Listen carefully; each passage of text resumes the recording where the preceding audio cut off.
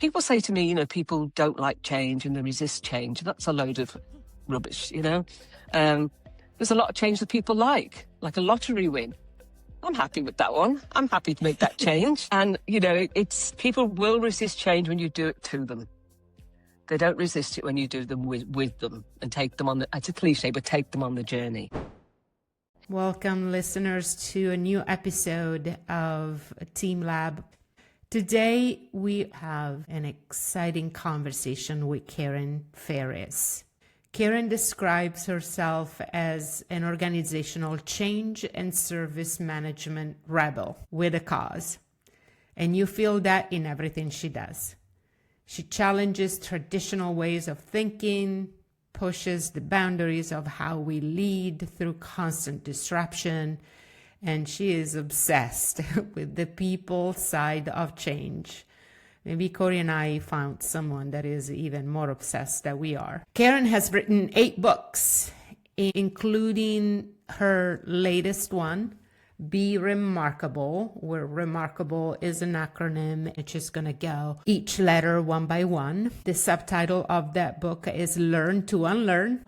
Karen is all about resilience, unlearning outdated leadership habits, and creating environments where humans can actually thrive in this volatile, uncertain world. In our conversation, Corey and I will explore what it really means to be a remarkable leader today.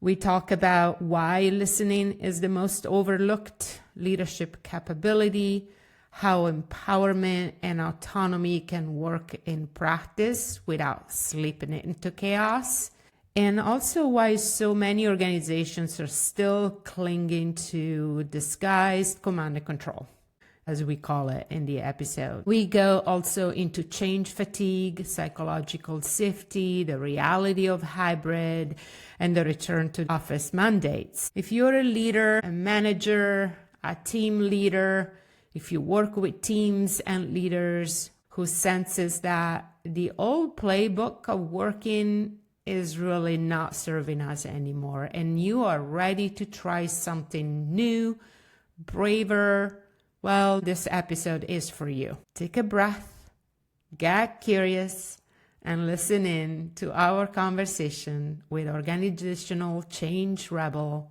and author, Karen Ferris. Enjoy.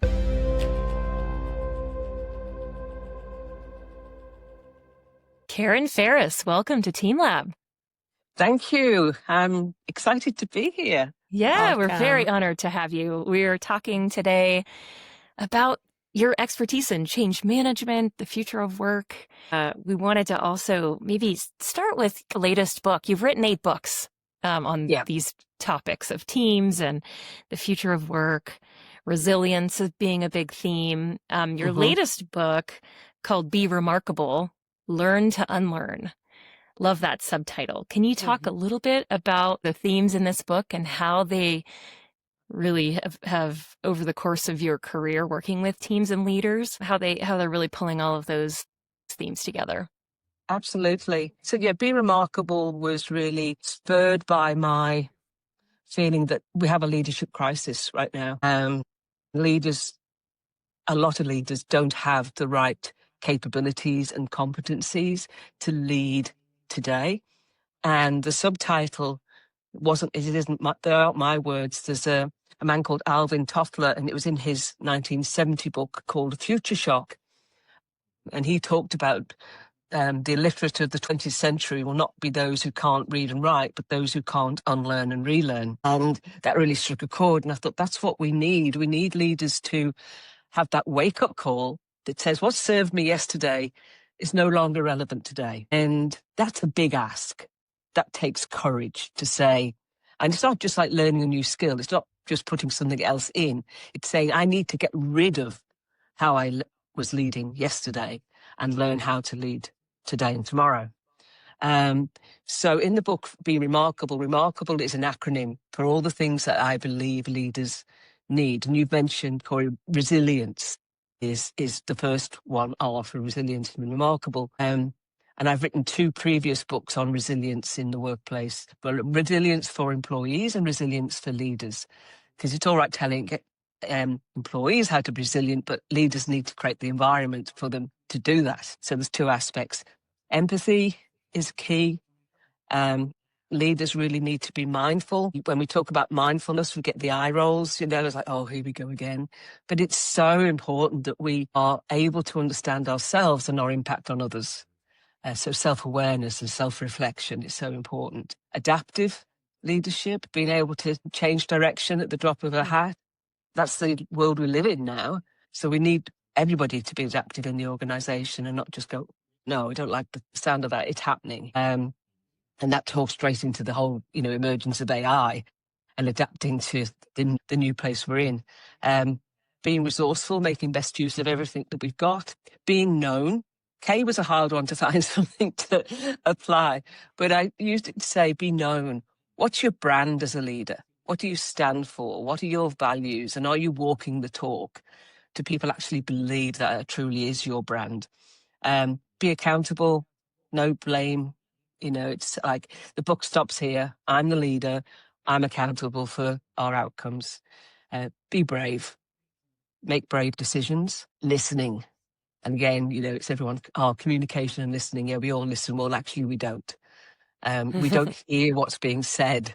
And I can't remember who was it said we need to not listen to hear, but listen to understand. It was something like that. It was a famous saying. And the final part of Be Remarkable is empowering, about empowering your people. And that's about the big shift. And this is where the unlearn comes in. Unlearning micromanagement, unlearning command and control, unlearning, watching the clock and everything, and empowering people, being clear about what it is you want them to do, and then let them get on with the job. It's magic when it happens. And I've worked with lots of leadership teams who sort of get empowering. You mean I've just got to let them go and do it? Yes.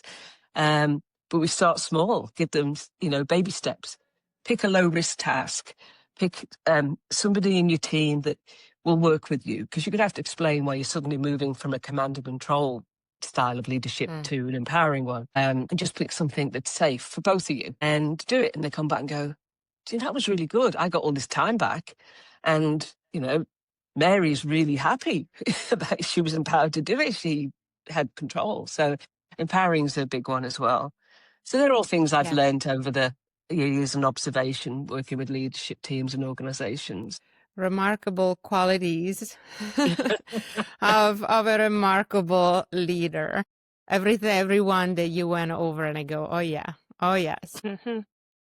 Since you've written the book, I'm sure you have brought these concepts into organizations working with leaders and teams. I want to start from, what do you think is missing? Is there one of these qualities, one or more, that are missing? And then, of course, depends on the organizations and the type of leadership. If that's been the case for you, maybe we can kind of start from there. And then also I want to go guide us through an arc in what is possible when the leader becomes remarkable. That's a very good question. If I had to pick one, and like you say, you're absolutely right, it depends on the organization and the context, which is the work I do before engaging, is finding out what is it a leader or leadership team really need. Where's the gap that's having the biggest impact? But if there's one that tends to get overlooked, as I sort of inferred, is listening. Because you cannot be empathetic if you don't listen. You can't be accountable if you don't listen. You can't empower if you don't listen to people. Empowering is not just about giving somebody something to do. You have to make sure they've heard what it is that you expect from them. What are the outcomes? And you have to get them to play it back, and you have to really listen. So many people assume because they've said something, it's been heard. And it hasn't. And you can't be a good leader if you don't actively listen to what's going on in the organization. Listening is that sense check for you about what is really going on. So that would be the foundation to start, but it's hard to get people often to accept that that's where they need to start. So sometimes I try and use that bit of a wake-up call and say, did you just tell me what you heard me say? Often it's not quite. I'll say something a bit obscure and I'll get them to repeat it back, and it's often not. And I say, see, you weren't really listening. The truth about what I was saying was there. But active listening is all about body language as well, and facial expressions, and to get the whole story. So it's about hearing what's really going on. Do you know what I'm really feeling? I could say, I'm feeling really good. I'm really excited about this project. But inside, in a panic. You can see that in my eyes, so leaders need to be able to pick up on those things as well. It is a long journey. And part of the book, I write about the leader's journey, about the departure, letting go, that big wake-up call. That's the big thing that has to happen, which could be feedback from somebody. It could be some sort of event that's made someone go, I need to unlearn. And when that happens, then the momentum starts to go. We need leaders to pick on. I work with them to pick, apart from the listening, which of the others is most important to them, what's going to have the biggest impact on them and their teams. Is it about empowering people? We still have, and the research proves or shows that we still have a lot of command and control in organizations. And I read somewhere, what was it, the word they used? It wasn't elevated, but it was like a bit better command and control than it used to be. It was like, I can't remember what the word was for a bit better, but it was like elevated command and control.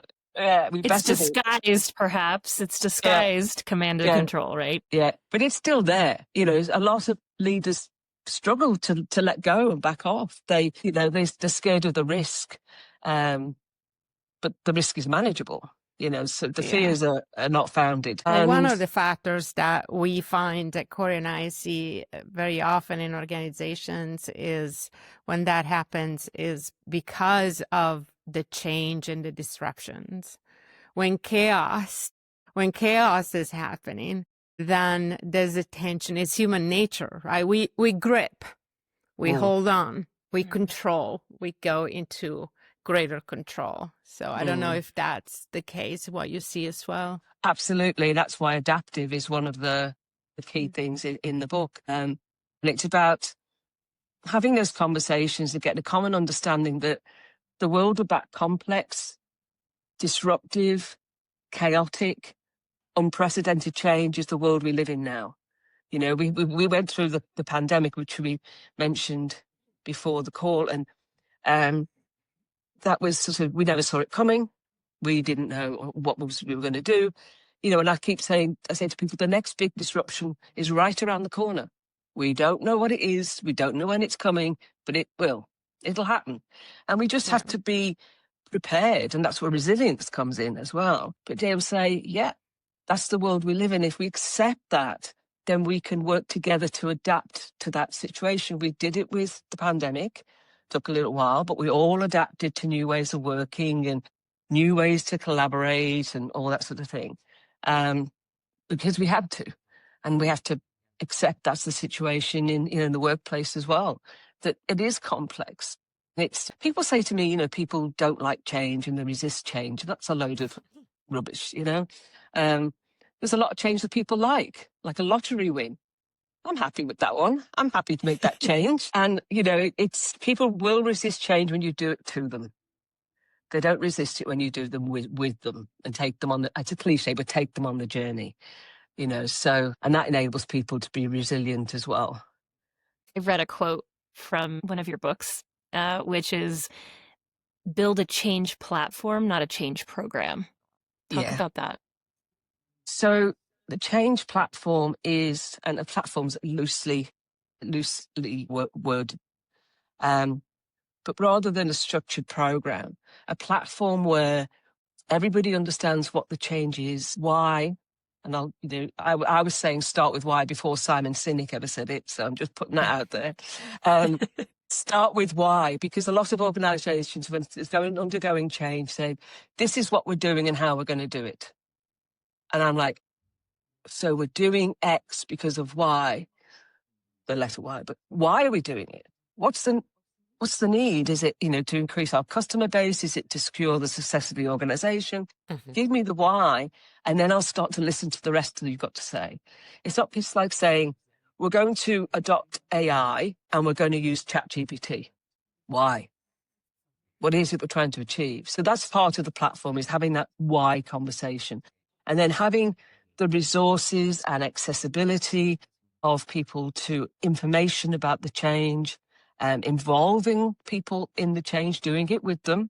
So, and there's many ways to do that, depends on the size of the organization.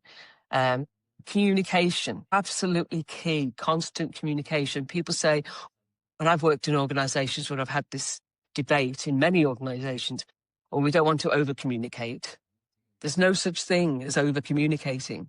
No one ever left an organization because you told me too many times. They just didn't. So, you communicate, and you communicate in different ways because different people hear things in different ways. So that's part of the whole platform as well. Listening, we've talked about the ability to listen, and making sure that, as I say, people have the tools and the resources and everything they need to be resilient in the face of constant change. There's lots of aspects to the platform, but it's not just a program of, there's lots of change frameworks out there, and I sort of roll my eyes because they're just not suited to the world of complex change. A lot of them, when they were put together in the 1990s, change was, one change from the top down, then it went quiet till the next change. The world isn't like that anymore. So and what do you think needs to be there? What do you think? How do you help these organizations going through change? What is your method? I don't have a methodology per se. There's lots of things that I use. So one of the questions you sort of posed to me was, if there was an organization that was change fatigued, what are how would I go in and try and do that? So there's two aspects to that. So if you like, this is sort of my methodology. It's just not written down, but say, I don't pull it out. So here's my methodology. Maybe that's the next book. Could be. Yes. Now you got me thinking. So two aspects. One would be to find out, it's okay to say, we've got change fatigue. Well, what does that really mean? Is it too many changes? Is it too many big changes, too many complex changes? Is it too many changes handled badly? What's causing that fatigue? And is it really change fatigue? So getting to the root cause and validating that with people at every level in the organization. This is what I've seen. This is what I heard. Am I on the right track? Then the other aspect is to look at some what we call key factors. And this was research in Gallup, and it was related to the Clifton Strengths research way back. And they said that there's 4 key things in an organization that tell you how people feel comfortable. And that's trust, compassion, hope, and stability. So using those 4 key factors, work out which one of those is what people want. Are people looking for hope? Are they looking for more stability? Are they looking for increased trust? Or are they looking for more compassion, more understanding? And it could be 1 or 2 of those, and we sort of prioritize them. Which ones do we need? So based on the root cause of the change fatigue and what people are looking for, that's when I start then to put a plan of action together. And then I make sure, using the concept of a change platform, that everybody is involved. Everybody gets their chance to give feedback, to say they don't think it's the right thing to do. Because I always say, that resistance or perceived resistance to change can be a good thing. They might be telling me, no, you're doing the wrong thing, Karen, because, and I'll go, okay, I'm not perfect. I may have not picked up on something. So always welcome that feedback, even if it feels like resistance. Based on those 2 aspects, the root cause and the key factors, then working with people to do the plan of how we're going to fix this. And I never go in and say I've got the answers. I might have the title of, organizational change consultant, but the answers are on the floor. The answers are there. People in the organization know what needs to be done. I'm an enabler, if you like. I'm not there to give the answers. I mean, we often pull consultants into organizations to tell us what to do. And I'm like, you already know what to do. It's just that the voices are silenced and you're not listening to them. The people there have the answers, and that's all the consultants do, go and talk to people and go, I've got the answers. Well, you didn't actually come in with them. You actually asked people. Sometimes is a external voice that hopefully has, no attachment, because you're not in the midst of it, right? You come from the outside with a different pair of glasses, and you look at things, and a lot of times you help find commonalities and common understanding with the same language, translating something from leadership to the teams or vice versa. You're the one that can take the blame for going to the CEO with a particular strong message, Yeah, absolutely. We I'll become make the you the bad guy. facilitators. We become the facilitators, and we help people, we help hear the voices, and we make things happen. But most often we uncover the answers because they are already there in a lot of places, or we identify the gaps, or the leadership competencies or capabilities that are missing. Yeah. And then you said also that maybe you're working with one team. Talk about how that sort of sometimes can lead to a ripple effect throughout the organization for you. Absolutely. I mean, I've seen this happen in one organization in particular. I won't name it, but it was working with leaders to empower. They were this was a few years ago now, but they were very hands-on. I don't want to say command and control, but very hands-on micromanagers. That's just the way they'd learned how to lead, because their boss before them had led that way, and they just thought that's what it was. So I worked with them to understand what empowerment really is, and it's not anarchy. And often they say autonomy equates to anarchy. I'm like, no. So working with that team, and I've mentioned this before, we just said, okay, we now understand what it is. They all said, yeah, I want to do it. I'd love to have more time back. I'd love my team to be more motivated, engaged. It's a no-brainer. I'll happy to give it a go. So before they went sort of finished the learning, or never finished the learning process, but talking with me, if you like, they had clear objectives to achieve, which was that identify a small task. It's low risk.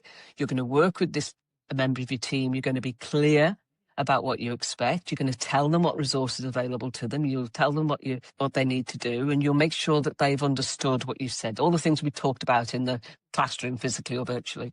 So they apply those, and then you come back and went, that was magic. That was really good. I want to do more of that. And you suddenly see a team. Leaders are more inspired because they've got this new way of working that's increasing productivity, it's increasing motivation. They've got more time on their hands to do the real leadership stuff, not the management. Leaders don't manage, and leaders shouldn't direct, they should provide direction. And people start to notice that. And they say, your team really motivated, they're really, energized, and what's going on? And it's those inquiries then. They said, oh, well, we're doing more of empowerment and giving people autonomy. Maybe I need to look into that. And it does start to ripple, because when people see the benefits, and they can sense a significant shift from a team that's been micromanaged to one that's now free to be accountable and achieve their outcomes the way they want to.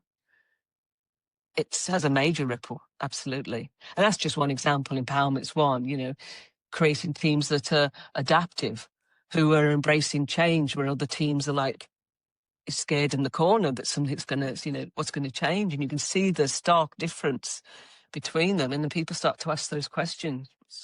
When you mention autonomy, it made me think of, I think it was Daniel Pink in one of his book, What Motivates People. Mm-hmm. Autonomy is always present, was autonomy, mastery, and purpose. Mm-hmm.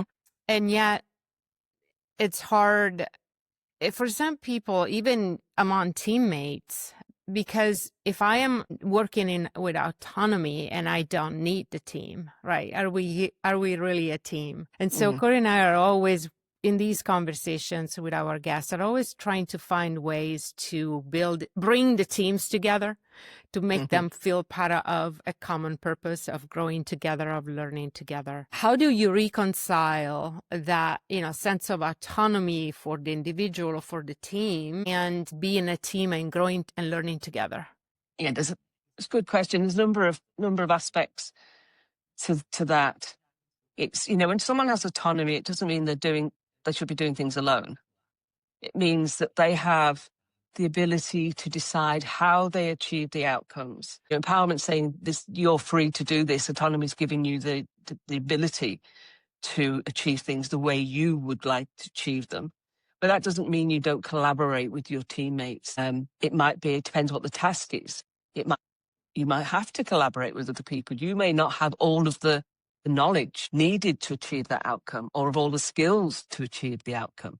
And that's an important decision by the leader when they're empowering someone.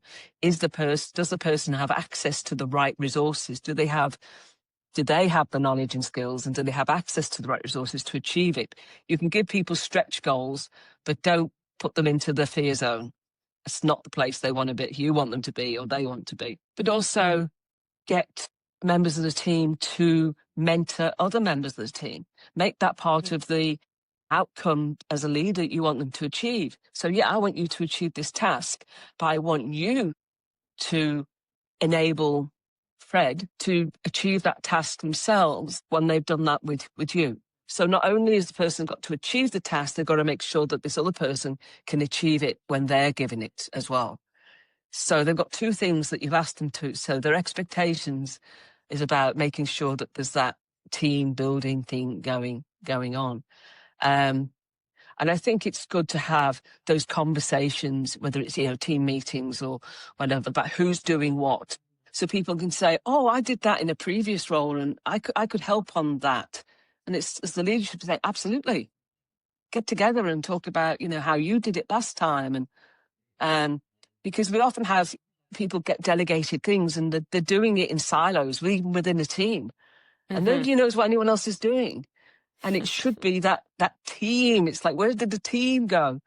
So I want to know who's working on what and what. Oh, you're working on that. I'd be really interested to know more about that because I've never done that before, or whatever the conversations might be. And all of a sudden you get that teaming happening. Yeah. And, the leader has to, make sure that resources, everyone doesn't rush to do one thing because it's the new shiny thing, but, resources are used the best way. But people will reach out to each other when you encourage them to do that. And when the teams have to be, there's a whole other conversation. We could go into psychological safety and trust and respect. And, when that's in place in a team, those sort of things happen organically. Yeah, and it reminds me that there is an intentionality on the part of the leader and sometimes the organization, but the leader can actually make the impact if they are intentional about setting these up and providing the environment for trust to flourish and for collaboration to happen. Because I've certainly been in teams where the leader was lovely, wonderful, right? They did a great job communicating, but they didn't intentionally set up situations where it was safe necessarily for everyone to share. This is how I did it. There was like this unspoken competitiveness between teammates where there was one person who was always getting that, she did it great last time. You should follow her. and then there was some resentment with the rest of the team where there was like a perceived favoritism, right? You're right. It's sort of someone who is taking the time to set aside to explain and make it safe for everyone. Absolutely. Psychological safety has been talked about for a long time, we all know, and I think it's very much misunderstood. It's not about all holding hands and singing Kumbaya. There will be conflict in teams. That's just human nature. But it's about making sure that people feel free to speak up and say things like, I don't agree, or why are we making that decision, without fear of repercussion. And that takes good leadership to say, I'm happy for you to question my decisions. I'm happy for you to say you don't agree. And I will respect and I will hear your voice, and everyone else in the team will hear your voice too. As long as the points you're making are supported. You're not just making off the handle, oh, this is rubbish. It's rubbish because, you have to have some supporting argument. But we will listen to everybody and take on board. And that's one of the most important things a leader can do. People think especially going into, not just going into a leadership role, but people who've been in, think they have to have all the answers. That as soon as you become a leader, you have to have answers to everything. That's not what leadership is about. You don't have to have the answers. It's okay to say, I don't know. What do you think? Don't just say, I don't know. I was just reading something this morning saying, reframing, I don't know. You can't just say, I don't know, and that's it. You have to say, I don't know. What do you think? I don't know. How should we find the answer? And it's okay to do that, so a leader has to have that, create the environment, psychological safety, and be prepared themselves to say, yeah, I'm vulnerable. I'll make myself vulnerable. Yeah, Saying, no. that is key. Just right there, I'm vulnerable. That's Right. that vulnerability aspect. Yeah.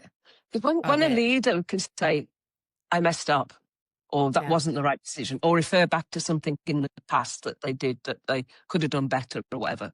When they do it, the team will feel safe to do it. So the team will feel safe to say, I've got a real problem. I don't understand what I'm trying to achieve, or I did the wrong thing. I made a mistake. And the leader to frame, I don't like to say failures. I say setbacks. They are a good thing because it's a learning opportunity. And let's look at that back. Okay, what would you do different? What would you do different next time? Let's all learn by that. And that's having that safety to be prepared to say, yeah, we didn't get it right. How can we improve? And just put the problems under the carpet. No one ever talks about them. Right. That's when they happen again because we're just hiding it. But yeah, vulnerability is key, to be prepared to say, I got it wrong. Yeah. And this is not working and we're going to change it. Here's what we learned. Now we know better. Yeah. I love it. And when they finally get to that point, that's really a shift. It's just things change. Yeah, absolutely. Yeah. Karen, in this season 2 of Team Lab, we have been bringing forth the AI as a major disruptor. We're focusing on the disruptors of the workplace, and AI being a major one. And I also love that you're not based in the United States, although you work with global teams, but there's also an additional specific Australian, for your side of the world, aspect to it. I would like for you to touch on a couple of things. I always have the double question. The so first complicated, one, Angela. Always. The first one, because you bring such a positive perspective on things. So you look at, but what is the opportunity here? So the first question is, what is the opportunity for AI? And if we don't act on this opportunity, then what? Okay. I think AI just opens up so many opportunities for all sizes and all sorts of organizations. I think the key thing is to get everybody in the organization to understand what AI is and what it isn't. There's a lot of fear in a lot of organizations. AI is going to take my job and all that. And in some situations it might, but mostly it will not take your job, it'll augment it. So those are conversations that need to be taking place. And then, so remove the fear, because people will not engage with something they fear. They'll just avoid it. And we can't avoid it. It's the organizations embracing AI in the right way that will be leading. And if you're not doing it, you'll be left behind. It's a no-brainer. Do it or die, to be honest. And I've also had a conversation not so long ago, with a team of a global organization who'd reached out to me because of what I was writing about AI. And they were saying, well, we've got a group of us, got together to say we need to come up with some sort of strategy. And I said, well, why are you doing it in isolation? What's the problem you're trying to solve? And I just looked at me sort of blankly, we just want to jump in and use this thing. And I'm like, no. Don't ask, what can AI do? Ask, what do we want it to do? So define your problem. What is it that you would like? And start simple. Start with, what's a repetitive task and do it with teams. Don't do it in isolation. So start there. Start freeing up people from the mundane. I'm not an AI expert, but that's where organizations need to start. Start small, and do it in every team. Every team has a need for it. Give people the sandpit to go and play. AI is just another change. I keep saying to people, it's just another change. It's fast, it's big, so it is a little lot different. But it is just another change, and we need to handle it the same way. We need people to be comfortable with it, people to understand it, people to know what we're going to use it for. Remove the fear, get them involved. Yeah. And one of the other disruptors, I think, that is caused fear and is a little controversial, but it's been with us since the pandemic, is the hybrid back to work mandates or remote work. And it's all over the map where companies are on these policies. And I know you write extensively and I feel passionately about this. When you talk a little bit about that disruptor, get on up on that soapbox. Yeah, I could talk about this for hours. I just don't get it. I don't get why. Well, I do understand why, but it makes no sense to me to say to people, you need to be in the office. People say it's a hybrid policy. That's not work flexibility. That's dictating when people have to be in the office on a Monday and a Wednesday or 2 days a week. Why? Because they need to collaborate. Collaboration has to be intentional. So I have no problem with the office, but going into the office should be intentional. We should treat people like adults to decide with their team, when it makes sense, and others, to be in the office together for team building or brainstorming or collaboration. And none of the arguments, and it's mainly the larger and the financial sector that's big at this, none of the business reasons being cited to go into the office held any water. They do not make any sense whatsoever. And we've just had a groundbreaking decision here made in Australia. During the pandemic, her and her husband moved further away from the head office, as a lot of people did. It was like, oh, we've got remote work. This is where we're working. We could go and live in somewhere more, better green and, whatever. So, and she's the person who picks the children up from school and drops them off because her partner works interstate and works very strange hours. And Westpacs have a hybrid policy. You must be in the office 2 days a week. Now, if she was to go from dropping the children off to the head office, it would be a 2-hour trip. That's 4 hours a day. So she made the request to work from home, which was Westpac didn't follow the rules in terms of the Fair Work Commission. They didn't respond in the right time. They didn't give her a sound reason. But that aside, she took Westpac to the Fair Work Commission, who upheld her decision to work from home permanently, because not one business reason cited by Westpac stood up. They were saying they started to grab it. The transcript of the case is in a link in my newsletter if anyone wants to read it. And it's interesting reading because they were saying, grasping at straws, saying, oh, well, if you're not in the office, you can't see the call board, the message board. Hello? Why do you have to be in an office to see the software? You have a banner on your Teams account or whatever, That just didn't make any sense. And they talked about collaboration. And she was saying, Colleen was saying, well, our team collaborate really well. Most of us been on, with the technology. working remotely. Yeah, remotely for this time. And yet the person presiding over the hearing just said, you haven't got a leg to stand on, Westpac. So now every organisation is on call. Make sure your policies can be supported by business reasons, because the next person will come along, and I think there'll be a flurry now of people saying, I want to work from home. Make it meaningful for the people. If they really need to be there, if there is an advantage, a value, something to build upon for the work that you do, then of course, go to the office. But if that is not the case, then I just I know. We'll go back to the command and control. There's a great short video and it's on TikTok. I came across it via LinkedIn, but it's on TikTok, from Nick Shackleton-Jones. And he talks about the real reason you're being asked to go back into the office. So, you've got leaders who walk the corridors in the suit and ties, feel rather important. People want to have coffee with you. You have drinks with clients after the end of the day, et cetera, et cetera. And then the pandemic hits, and now you're at home and you're just another person in a T-shirt on a Zoom call.